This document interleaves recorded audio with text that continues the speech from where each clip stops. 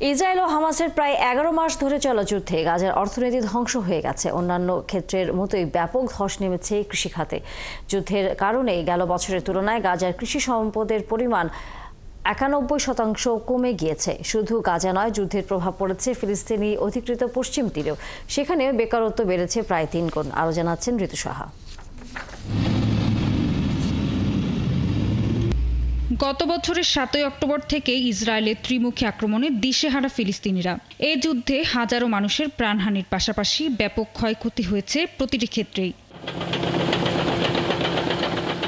United Nations conference on trade and ডেভেলপমেন্টের প্রকাশিত এক প্রতিবেদনে বলা হয়েছে, গাজার অর্থনীতি ধ্বংসস্তূপে পরিণত হয়েছে।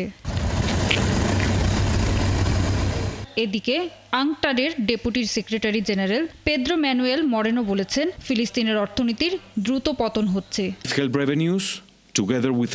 এটা খুবই চিন্তার বিষয় যে গাজায় ইসরায়েলি হামলার কারণে ফিলিস্তিনি সরকারের অর্থনৈতিক সক্ষমতা অনেক খারাপের দিকে যাচ্ছে। 2023 সালের তুলনায় গাজার জিডিপি 8.1% কমে গিয়েছে। প্রতিবেদনে আরও বলা হয়, ক্রমহ্রাসমান আন্তর্জাতিক সহায়তা ও রাজস্ব এবং ইসরায়েলের বাধার কারণে 2019 সাল থেকে এখন পর্যন্ত জাতিসংঘের তহবিলের পরিমাণ প্রায় 1400 কোটি মার্কিন ডলারের ঘাটতি তৈরি হয়েছে। ফলে ফিলিস্তিনিদের ওপর আর্থিক চাপ আরও বাড়ছে। এর আগে ইসরায়েলের অর্থমন্ত্রী ফিলিস্তিনি তহবিল আটকে দেওয়ার নির্দেশ দিয়েছেন।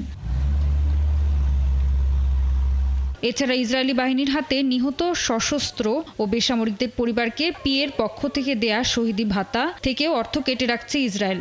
আংটাড আরও জানিয়েছে, যুদ্ধের শুরু থেকে গাজা এখন পর্যন্ত প্রায় 3 লাখ মানুষের চাকরি হারিয়েছেন। এছাড়া দেশটিতে বেকারত্বের হার 12.9% থেকে বেড়ে 32% পৌঁছেছে।